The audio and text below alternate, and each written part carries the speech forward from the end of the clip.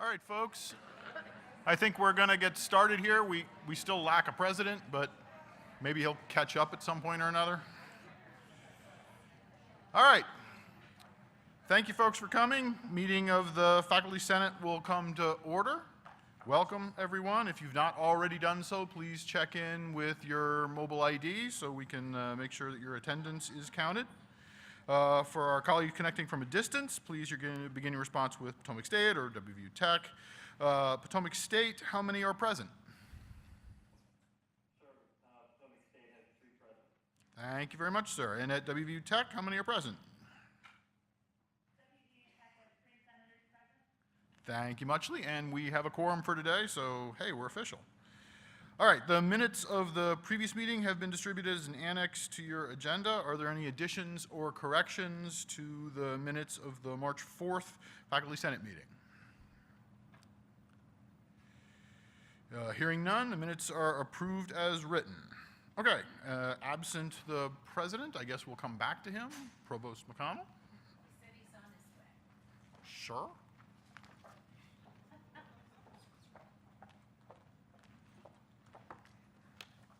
So I told him I would go first, but I'd preclude him. I was trying to figure out, before I got up here, whether this was my last Faculty Senate meeting. Do you know when the next one is?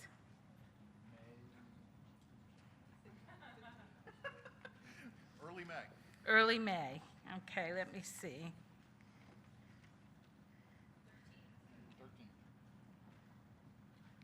13. Okay, so I actually believe I will be here.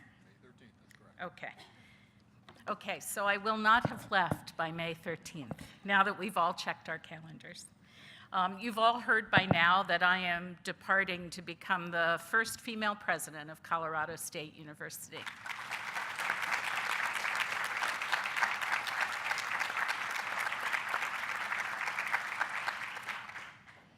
Thank you very much for that. That's very kind. I have loved being a member of this faculty, and I have loved being your provost, and I think we've accomplished great things together as a team. My team, direct team in the provost's office have been phenomenal. No matter who has been on the team, it's been really extraordinary. And all of you as a team have been a real gift. I think we've done a lot over the last 5 years. It's very hard for me to believe, may not be so hard for you, that I've actually been the provost for 5 years, and that seems impossible. By serving as provost for 5 years, I've actually probably doubled the average tenure of a provost in the United States.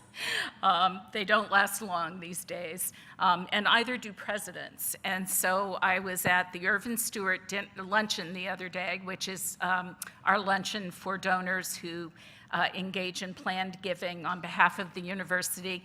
I was sitting next to David Hardesty, and David Hardesty reached across and tapped me on the shoulder, and he said, do they have a president's house out there? And I said, yes. And he said, well, you might want to think about getting a second one because presidents don't last long these days. I know, that was sort of my reaction. Well, that's kind of a reality check, right? So I look forward to everything that I'm going to be able to accomplish with my new team at Colorado State. But I've lived in Morgantown longer than anywhere I've ever lived in my life, 23 years. So this is truly home, and it's hard to pick up and leave. But I'm very, very excited to take what I've learned here from working with all of you there.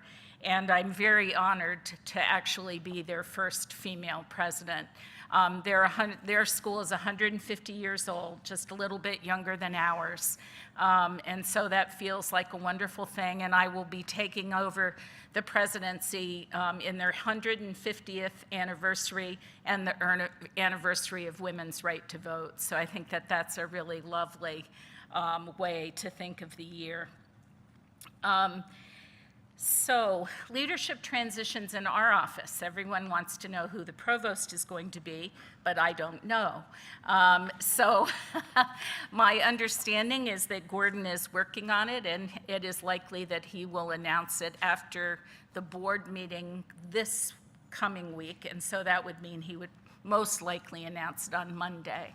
So that gives you a sense of timing. We also have other departures in our office that are causing us to rethink our team and how to reorganize. This has not been public yet, but I don't think CB would mind saying that CB has actually decided that he's going to retire. That's a real struggle to think about what happens when you lose 30 years of expertise. So we're going to try to keep him on as a consultant so we don't lose those 30 years of expertise. Truly, our office, it's one of those places where we truly enjoy working with one another. And I may have told you this before, but when CB crosses over my threshold and says, "You can't make this stuff up," I know that I'm in for a doozy. So it's been my great privilege to work with CB and to learn from him and all of his incredible wisdom over all those years.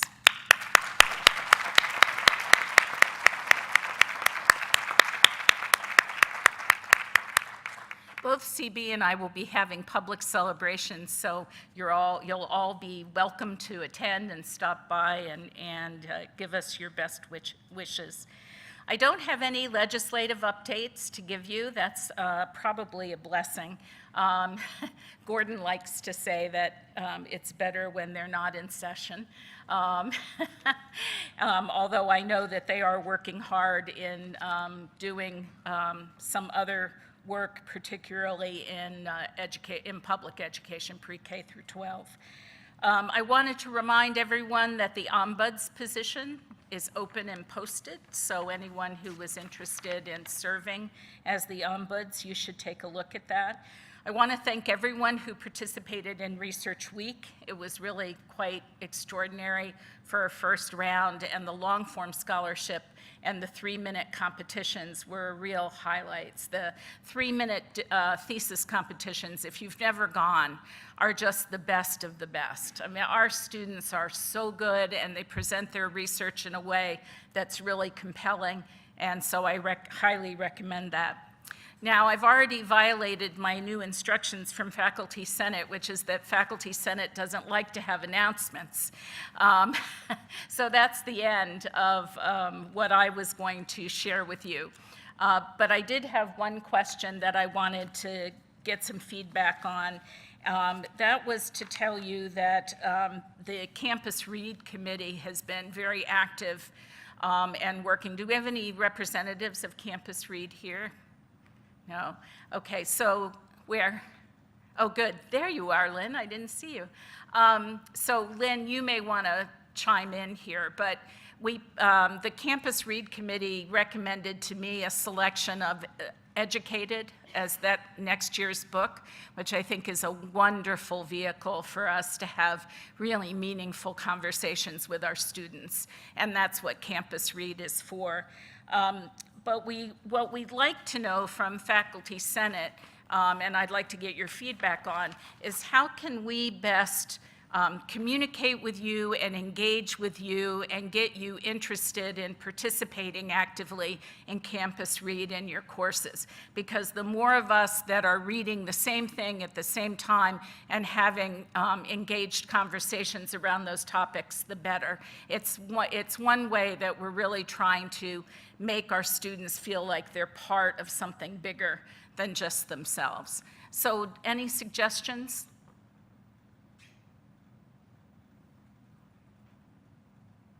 So see, it's better when I make announcements because then you don't have to work. I just stand up here and talk at you. Lynn, would you, if no one is willing to come forward with them right now, would you be open to them reaching out to you with those suggestions? Okay, thank you very much.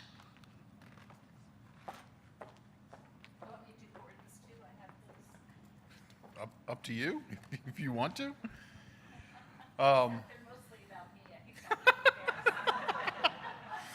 I think I've actually read the Campus Read already. I read it last year when it came out. It's a fascinating book that I do think really opens the door for really interesting discussions across the board, regardless of the subject you teach. It's a book about education, and so as such, I think it opens a lot of interesting doors that lets everybody talk about the role of education and other things. So I would highly recommend you read it and think about using it in your classrooms in the fall and in the spring. I do think it provokes a lot of interesting discussion among folks. So even if you haven't heard of it, it's a book called Educated. At least read a blurb about it so you can sort of see what it is. If it interests you, I really would recommend you take a look at it. All right, I'll do my report and we'll see where when the president catches up here. We changed the Senate Constitution this year to make the June Senate meeting optional.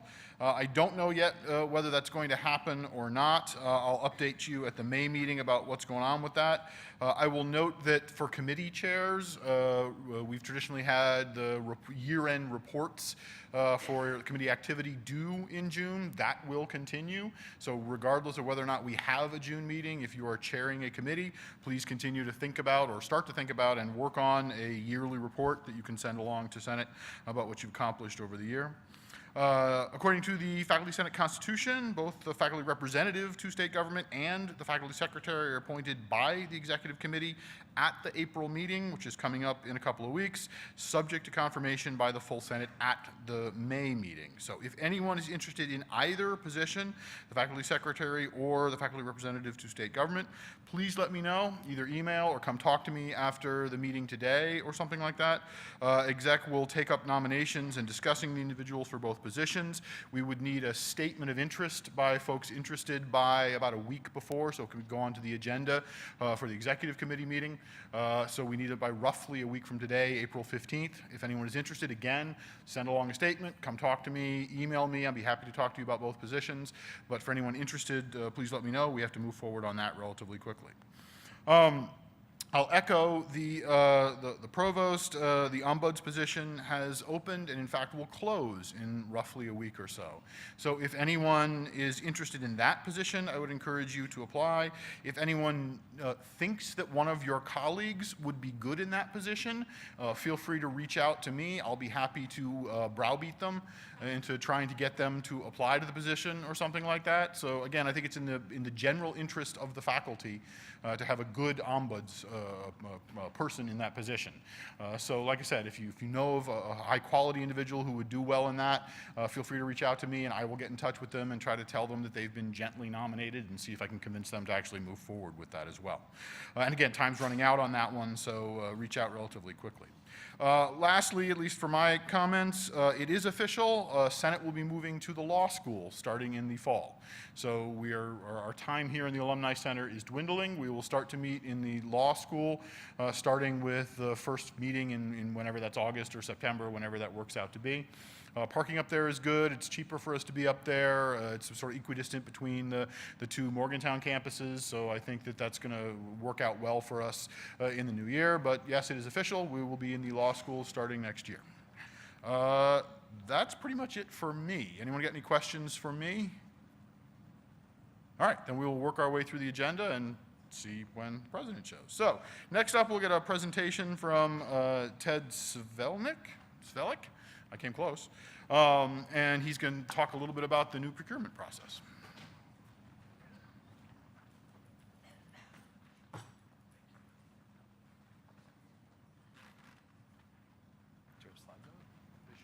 There we go. As you mentioned, my name's Ted Svelik. I'm the new Chief Procurement Officer here at West Virginia University. Just a quick introduction. I started here about 7 weeks ago, so I'm as close to brand new as it comes. But I've got 20 years of procurement experience, which I hope to help bring here to WVU. Prior to being here, I worked at Sony Pictures Entertainment, which is an entertainment company in Los Angeles, Credit Suisse, which is a global investment bank, and USA Networks, which is also an entertainment company. Joining me is Rachel Hayes, who is our Director of Payment Services, works on my team. She's here to bring the expertise today. She's been here 10 years and is also a WVU graduate.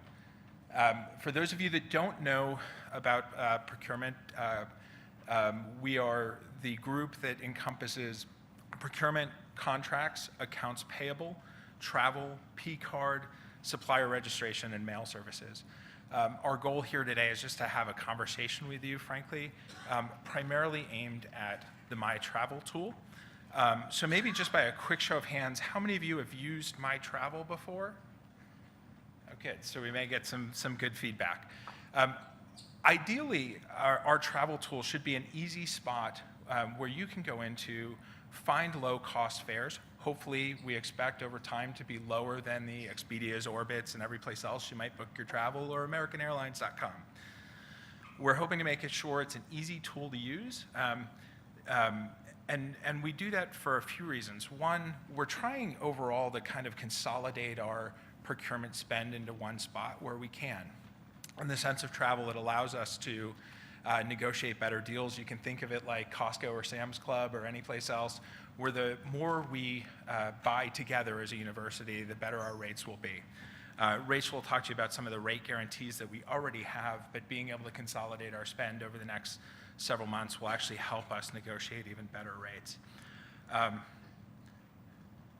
There is a Board of Governor rule coming up, which I know Dr. Heilman will talk to you a little bit about.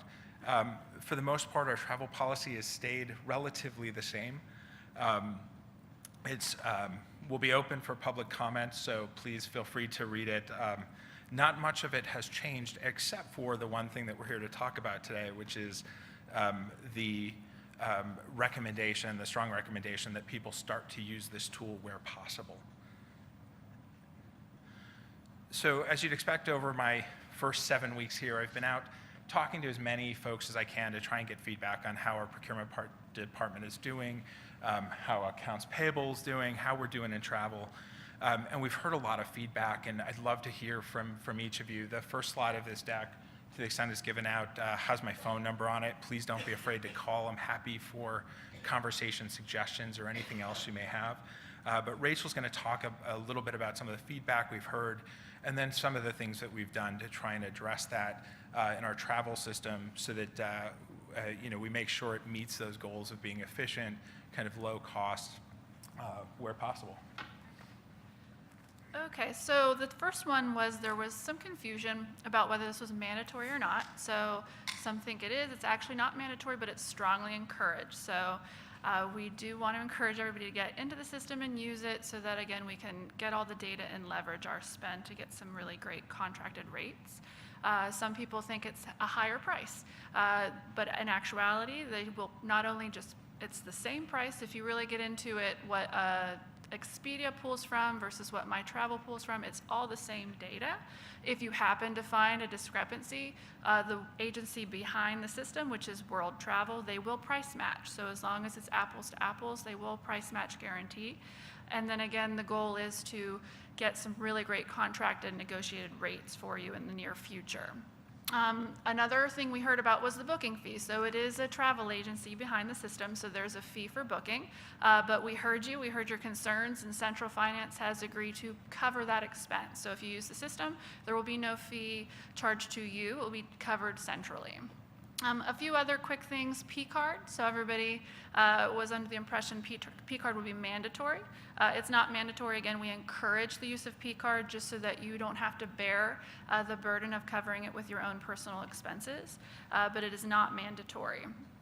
Again, just quickly, emergencies, the system, you can access it anywhere at any time. So as long as you can get to the portal, you can get to the system.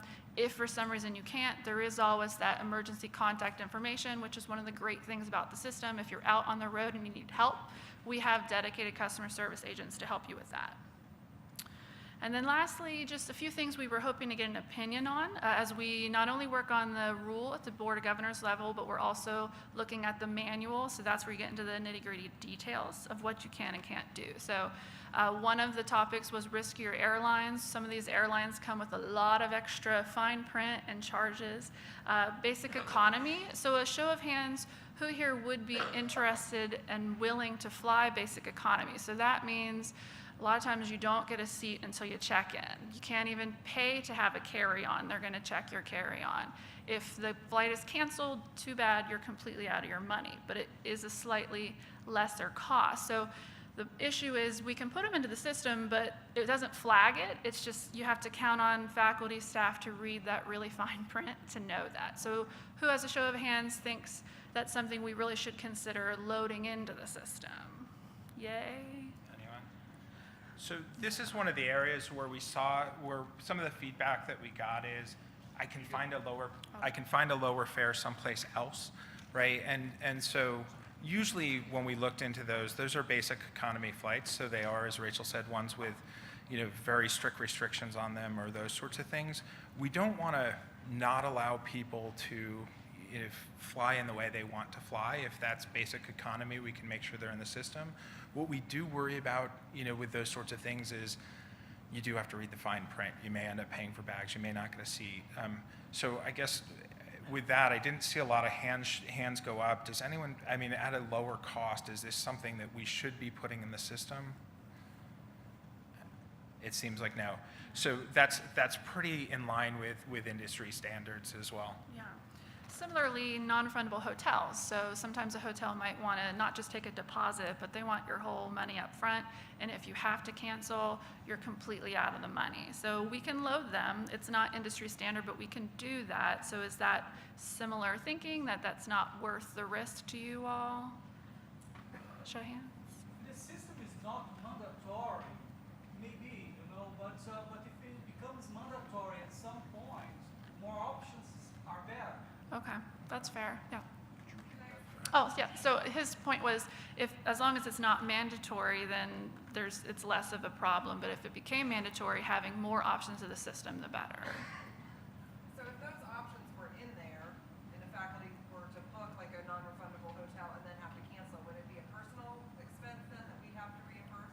That would be a question. Right, and that's a common question. So if you have to cancel the hotel, is that up to you to cover the cost? The answer is no, as long as it wasn't for some sort of negligence on the traveler, which it's very rarely that. But if you had an emergency or a business reason that you had to make a change to your plan, the university covers that cost. Do you want to explain the difference between non-refundable hotel and airline? Yeah, so that's a great question. So non-refundable hotel versus air, because you all see even on your personal lives when you book trips now on an airplane, they say non-refundable, that as long as you're not getting basic economy, but an economy, what that means is you can cancel or change and you're just less a fee, right? So you're not getting 100% of your money back, but you get some of it. With a hotel, non-refundable means no, you're not getting any of it. So that's just the difference as well, because that's caused some confusion. The only thing we were curious about moving away from air, but Airbnb. So who here is interested in having Airbnb rather than a hotel? So that's more, yeah. So, and then similarly, Uber, right? So people use Uber, but rather than using a taxi or a shuttle, having Uber. Okay. Okay. All right. Thank you. I think that's all I have. So again, all of this is aimed at making the system kind of simpler for folks to use. Ideally, we know there's a lot of shoppers out there, right? It's all of our human nature to go out and look at 100 sites to try and find the best rate for things. Where we're trying to get to is a site where you can reliably go to and know that you are getting the best rate, and hopefully a better rate than you would have gotten, individually from an airline, from Expedia or elsewhere. So. Our information is there. Please don't hesitate to contact us. I'm happy to answer any questions you may have, or if you're having issues with travel, please don't hesitate to call us. And if you've got any feedback as you use the system or you go through the process, we're here to help. So I guess maybe other questions or broad comments? So a lot of times when you're traveling, like somebody else may be making those arrangements for you. Is that still like you can have somebody else do that for you? Yeah, so the question is, can somebody make your arrangements for you? Absolutely. Yeah, you can book a proxy or a delegate can do that for you. You can book for an outside traveler like a candidate or a speaker or something like that. It can all be done in the system. I just want to jump in here and see if I can get Ted to reiterate something he told me, which is that if more people use the system, we get the buying power of the whole of the university's travel, which should drive costs down over time. Yeah. So the university overall spends literally millions of dollars on travel a year, which is much more buying power than you'd expect from any individual trip that you may book. No, that sounds great in theory, right? Is that the university will get lower prices, but everyone always worries about that. Is my price going to be lower on the specific trip I'm hitting because it affects my budget, and I get that. So I think there's a few things on that. One is we are looking to get as much of the spend in the system as possible so that we can source this in an effective way and make sure that we can almost guarantee you that lower price, right? Should allow you not to have to shop, and should make that easier. But the goal here is to leverage those millions and millions and millions of dollars worth of spend to lower pricing. And how we do that, just for the quick education, is we actually look at the city pairs where people fly. We look at the common fares that people book. And there are lots that go into these airline negotiations. So we use that information to kind of leverage that with the specific airlines that people tend to fly the most. We also try, when negotiations get stuck on price, we look for other options. Can we get you free bags? Can we get you free Wi-Fi? Can we get you better seating? Can we get you upgrades on occasion and those sorts of things? So it is a process that we're going through. We're sourcing all of this stuff over the summer, so the board rule won't actually kick in until October when we think we're ready to really launch in earnest. But the more we can start to get our buying behaviors into that one system, it'll be helpful, hopefully, broadly across the college, but also for each of you individually. And what I'd say is if you go into the system and you find a lower fare, so if you're seeing something that is actually lower than you'd see on American Airlines, Expedia, or any place else you'd book, give us a call, because we do have price match guarantees, and usually it means the fare you're looking at is either basic economy or a non-refundable hotel or some of these things we're asking about. But we definitely want to know about them so we can address them. One more thing I forgot to mention. One more thing that is a common question, your rewards and your perks. So there is a profile in the system, and you can put your airline rewards number, your hotel, your car, everything that you can get at going directly at American Air or United, you can get the same thing in the system. As long as you put your number in there, you can get all of the perks and rewards, because I know that's a concern for people as well. And all in one spot. Yep, and that when you don't have to go to every different place, it's all in one great spot that you can go to. Okay. Any other questions before we? Thank you all. It's not often we get to speak before President Gee and after the provost, so thank you. Thank you, folks. And again, I guess Stan will talk about this. This is going to go up for the BOG, but really, honestly, reach out. Travel is the lifeblood of kind of what we do around here. Please feel free to reach out to Ted, and if you got questions or anything. All right, President Gee.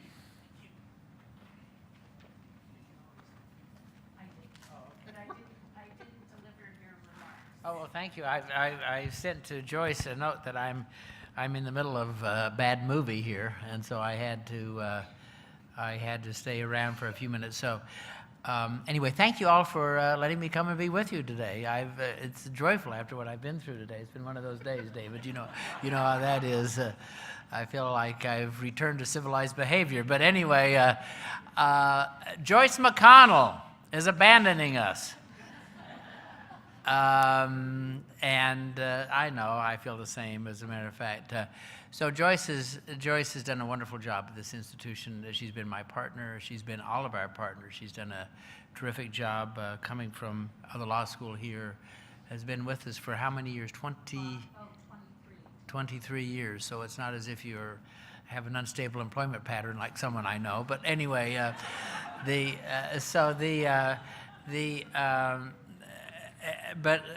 but she, she was tired of waiting around for me. Just kidding you. And although every time I coughed, she did push-ups, but nonetheless, it has been it's been one of those joyous occasions to see Joyce flourish so much at an institution that she loves, and she truly does. But Colorado State is a great university, and I always feel that I hate to lose good people from our institution, but when we lose them to the right reason for the right place, it brings great recognition to us. And Colorado State is a land-grant institution. She's fiercely land-grant. She believes in it. It's in a state that is growing and doing wonderful things.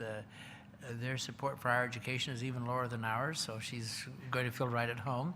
And the opportunity, as I think, will abound. And so, Joyce, I just want to personally, in front of everyone here, tell you that we really do appreciate everything that you've done, but most importantly, you've made us a lot better. So give her a round of applause, would you, please?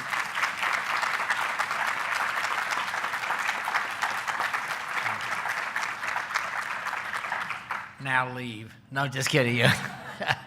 So if one were on Mars and looking toward West Virginia University, you'd think we're in chaos. Losing a provost, we have our dean of engineering is retired, our dean of extension is retired, our dean of CPAS is retiring. Obviously, we have an opening in our Davis College. One could go on and take a look at it that way. I look at it exactly the opposite. That is the fact that the universities need to renew and refresh themselves, and opportunities to constantly do that, I think, is an important component of who we are. So we're going to do that, and we're going to do it quickly. As far as the provost is concerned, I'm going to do exactly what I did the last time with Joyce, and that is I'm going to consult widely, but I believe that having any interim provost is not in the best interest of the university. We lose momentum, and we gain no time. And as David and other members know, I have been starting to do that consultation. We have talented people here who can carry on in that regard. As for the others, I think that we will have focus searches, and obviously very important. Each one of these deanships are extremely important. They set the tone and values for our college and for our colleges, and have an opportunity to really do tremendous things. And so we'll be moving forward with those too, even as we're going through this period of interim. So I feel very strongly that we will have an opportunity to continue to make a difference at the institution without losing any momentum, but at the same time have an opportunity, I think, to look at new and fresh ideas, and this is always a chance for opportunity for imagination. And I think reinvention and imagination, curiosity are constantly the part of what universities do. So, David, that's really what my report is just to report that my thanks to Joyce and my belief in what she has done, my belief in all of you, my belief in the talent that we have, the opportunity for us to go out and find fresh new faces, but at the same time not lose momentum. That seems to me to be a clear message and a clear opportunity. Saying that, I'd be willing to answer any questions any of you may have. I'll ask one then. Oh, please.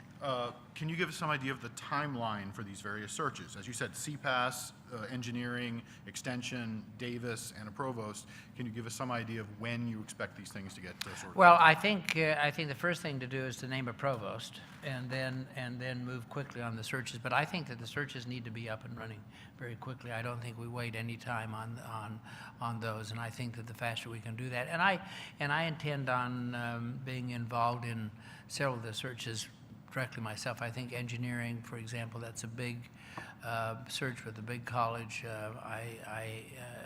We have a lot of external constituents who have strong opportunities to support us, and so I want to get very involved in that. But obviously, extension is enormously important. I mean, that's who we are. I look at Emily. I mean, that's who we are. We are an extension of this institution each and every day. So we have these are important searches, but clearly we'll move as quickly as we can. Any other questions? Thank you very much. I'm sorry to have interrupted the day in the middle of it. Apologize. Yeah, thank you for showing up, even if it was late. If this is the highlight of your day, you really need to talk to your scheduler, because this really. I need to amend my earlier remarks. I forgot something that Judy's going to yell at me about if I don't mention. We had some late-moving courses this spring that needed to be approved through the process faster than normal, so they would be available for student registration for the fall. So if you remember, we pulled Chem 111 from the agenda at the March Senate meeting. That got fixed. Exec approved it in Senate's name, so it could be on the books for the fall class. And additionally, Chem 110 is on the agenda today from Curriculum Committee for approval, although again, Exec has preliminarily approved it, so it is open for registration already. Again, I just want to make sure that the Senate is aware of these changes. We're going to try to work with the Curriculum Committee flow process to make sure that that does not happen again in the future, but that's just something we're working on. Okay, back to the agenda. So, next up will be the statement from Natalie Singh Corcoran, the candidate for Faculty Senate Chair-elect. We now have an opportunity to hear from the candidate for the position of Chair-elect. This is not a year for election of the chair that will serve on the WVU Board of Governors. That was last year's election of Emily Murphy and next year's. Voting for the position of Senate Chair-elect will be electronic, with ballots sent out from Qualtrics at noon tomorrow, with the vote closing Tuesday, April 16th at 5 p.m. You can read the candidate's written statement in Annex 1A, but she will also give it here now. So at this point, the candidate will be given 3 minutes, and there will not be any questions, but I would invite up Natalie St. Corcoran to make her statement.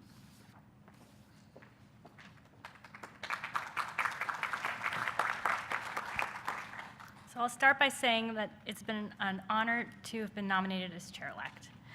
So in the next couple of minutes, it's 2 minutes and 20 seconds actually, I'd like to take this opportunity to very briefly underscore some of the content from my candidate statement. So I'm not going to read my candidate statement as a whole. But first and most importantly, I will lead with integrity and in the spirit of shared government. There are many opportunities for us to do good work at this institution. So in my candidate statement, one area that I emphasized was the general education curriculum. And I want to stress how important it is that any substantive revisions to Jeff are the result of thorough research and careful and thoughtful deliberation among the many stakeholders. In my statement, I also identified communication, and more specifically, communication between the administration, the Senate, and the faculty at large, as another area that requires our collective attention. Well, Emily, Dave, and I on that front are already working with the Provost Office on a plan to better disseminate information across bodies. I asserted that we needed to better support and mentor our diverse colleagues, and I look forward to working with the newly formed Diversity and Inclusion Committee on that issue and many others. And finally, like many chair candidates who've come before me, I identified the treatment of contingent faculty as an area of concern. And this concern seems one of the most difficult to resolve because it's not just any one issue. Compensation is the most obvious one that I could point to, and many of us have, but there are other issues that speak to kind of larger climate and culture issues, and those are much more difficult to tackle, but I think we can make progress together. So I'll end with just one more thing. I'm up for promotion this year from associate service professor to full. And like many of you, I had external reviewers. And in response to my scholarship, one of my reviewers said that my work was pragmatic, problem-solving, and without pretension. And those qualities not only speak to my research, they also encapsulate the work that I do as a faculty member and how I will approach my role as chair-elect and eventual chair in a manner that's pragmatic, problem-solving, and without pretension. Thank you.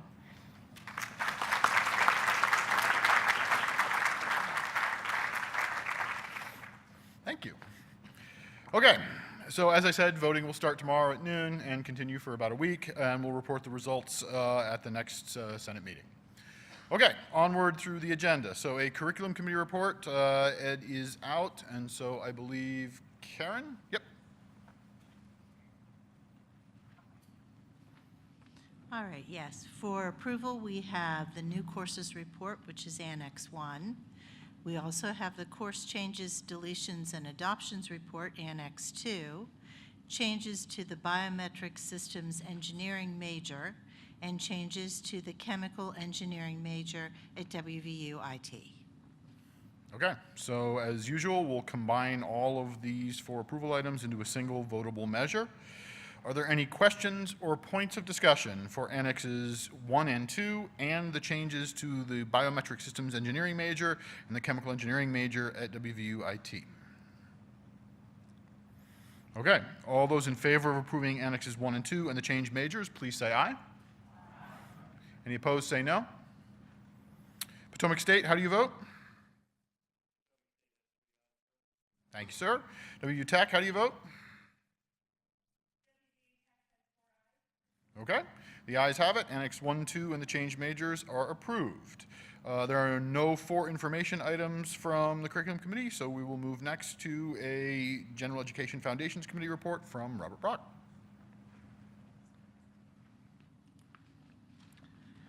For everyone's approval, I guess, or my approval, GEF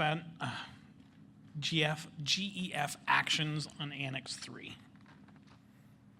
Okay. Are there any questions or points of discussion for Annex 3? All those in favor, please say aye. Those opposed, say no. Potomac State, how do you vote? Thank you.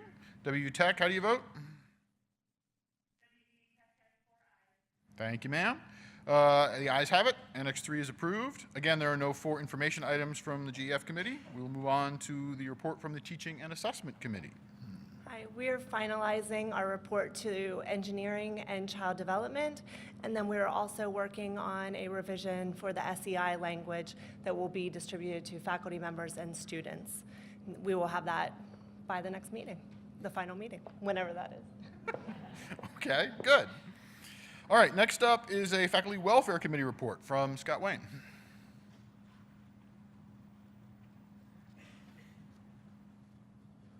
Good afternoon. Just have one item that we were asked to bring up from the Staff Council, who wants to challenge us to one of their 100 miles in 100 days events. They're hosting a blood drive that'll be April 29th, 2019, 10 to 2:30 in One Waterfront Place, rooms 6115 and 6117. That's it. If people are interested in this, do you know where they go to sign up or get some information? Okay, just show up at the waterfront on the date. Okay. Thank you very much, sir. Next up would be a report from Faculty Representative of State Government, Roy Nutter.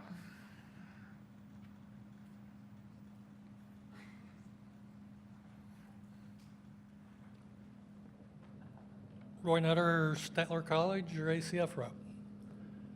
Thinking back about what's been going on in the last month, probably the key things are HEPC, you're aware Carolyn Long stepping down, so as far as I know that is still up in the air as to what will happen there, which means probably that HEPC for the most part is a bit unstable. We also have the Blue Ribbon Commission adding more instability, I think. We'll learn what happens according to President Gee over the next year or so. They're still working on that. 3 schools you may have read in the paper. Some of it you have not, I'm sure. Glendale State has been really upset with their president for the last 3 years, maybe 2 years. Couple votes of no confidence. He has resigned, so they're looking for change there.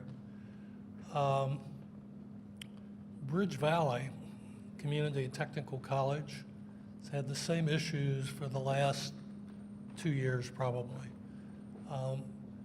Their president seems to be on the bubble with an evaluation going on, and the faculty, keep in mind it's a community college faculty, which means most of the tenured faculty are administrators. Everybody who really teaches is not tenured and not tenure track. So they seem to be very quiet unless you talk to them one-on-one. And it's not a good situation.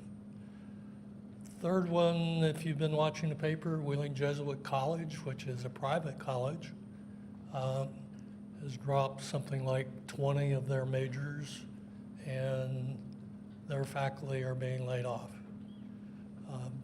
I don't know what the long term is there, because everything I get from the newspapers, which, sorry journalism, but sometimes I don't entirely believe, but there's noise up there, and there seems to be a lot of noise. So those are probably the 3 problem children at the moment. Are those the tip of the iceberg? In other words, are you expecting some more problems from some other places, or is this just something shaken out and we're probably done? Thank you. The biggest thing is budget, statewide budget, and what's going to happen. There's a budget recommendation that came out of HEPC January, I think it was, that was probably pretty good for those schools who just teach. But for WVU, it then is essentially assigned 0 for extension, 0 for medical, 0 for a lot of the things that we do that are land grant things, research. So where that ends up, I think, in the next year will be significant. The other schools are kind of quiet. They got $10 million out of this last budget, distributed over a few schools. So I don't hear the noise, but I think it's bubbling. Okay. Any questions for Roy? All right. Next up, a Board of Governors report from Stan Heilman.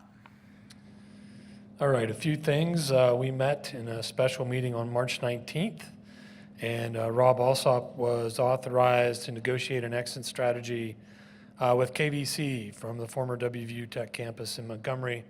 That was a company that took over several buildings on that campus, and what they wanted to do really has not turned out to be viable, and so they're looking to get out of there. And so that negotiation is ongoing. As Ted mentioned, there's a number of rules actually that are coming up, I think, in this next board meeting that will go out for comment.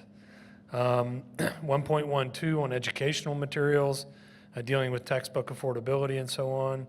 Rule 5.8 will be the rule on travel, which Ted spoke to today. That's went through some revisions. Rule 1.5 will be on intellectual property policy or patent, copyright, and trademark rights. That's also went through some various stages of review and revision. And if you have an interest in that aspect, or that's something you do as part of your job, I suggest you take a close look at that one.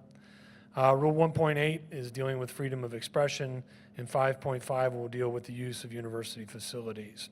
So there are several rules that are going to be up for comment after the next Board of Governors meeting, which is occurring next Friday on April 12th. We have committee meetings on the 11th, but I suggest if you have interest in any of those rules to, again, go online and make your feelings known. They do look at those comments. In fact, you will probably be contacted if you put comments in there just to address them specifically with you, so don't be afraid to do that. Okay, so we're still trying to sell the Montgomery campus? Depends on what you mean by sell. Are we still trying to get rid of it? Yes, we are. I mean, there's some various possibilities out there that Rob has talked about to the board.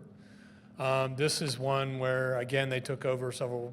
It's a company, I think, that brings in orphans or things like that and educates them, and they've got places in other states. They tried to do it here for various reasons. They don't think it's going to work. So that contract that they signed with WVU, they're negotiating a way out of it right now. But there's some other possibilities for some of that space. Have they tried Craigslist? I don't think they've tried that yet. I'll suggest that to Rob. Okay, any questions for Stan? All right, so for information, results of the Faculty Senate election. This is Annex 4 in the agenda. These are the results of the most recent Senate election. As an addendum, I've got one change and one addition. Jason McKibben will replace Jessica Blythe, who was unable to serve for Davis College. Randy McCombie will serve a term ending June 30th, 2021, replacing Rusha Patel for the School of Medicine. My congratulations to those that have been elected or re-elected. We'll probably hold an orientation session for new senators right before the first Senate meeting in the fall semester, so they can get orientated and then come right to a Senate meeting, but we'll give some more details out as the date approaches. Are there any questions or points of discussion for Annex 4? Okay, then Annex 4 is filed. All right, we have a working group session, but I want to just get new business done so we can, at the end of the working group session, we can all disperse then. Is there any new business today? Oh.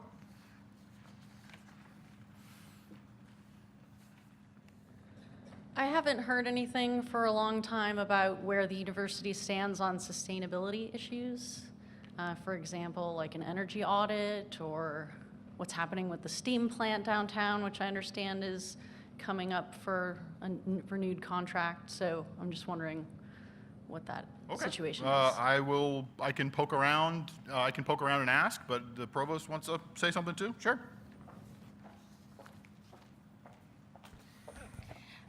I can't address the steam plant because I don't know an answer to that. But I can tell you that there's been a big push on sustainability for about a decade. And so there have been continual energy audits. So for example, and I guess this isn't actually our building, so I can't point anything out. But if you go into any building, you'll see that almost all of the light bulbs everywhere have been changed out into sustainable. And all of the buildings, although they're not being certified LEED, they're being built to LEED standards. And where it's possible, storm drainage that's coming off of surfaces of buildings are being now used to water rain gardens. A good example actually is the law school, because that was built I guess the new wing was built about 5 years ago. And so it incorporates all of those standards. The only reason we didn't go for LEED certification was that it adds somewhere between 5 to 10% on the cost of the building, and that just has not been affordable for us in the current setting. But I do think, and then of course we try to keep the PRT and the buses running as a way of people not driving. And we've been working with the Department of Highways on the bike lanes, although personally I think bike lanes are futile, given sort of how they go through the middle of roads, et cetera, based on our infrastructure conditions, which make it very hard to have wide enough bike lanes of themselves. There is also active recycling still, and there's still recycling of fiber, although I don't know how robust that's been. So those are the things I know about, and I'm sure we could invite, trying to think of her name, Tracy, is the person who is at the head of sustainability for the university, and I'm sure she'd be happy to come and talk to you. She's really passionate, and she rides bikes. Thank you, Provost. Yes, I will reach out to the Sustainability Office and get some responses and see what we can do with them as well. Okay, additional new business. Yes? Lisa DiBartolomeo, Everly College of Arts and Sciences. One announcement is selfish and one announcement is not. I don't know how many of you have seen, this is the unselfish one.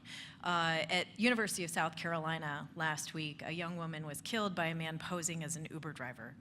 And the University of South Carolina has since promoted a hashtag, What's My Name, and an attendant PR campaign that WVU is also going to be promoting soon.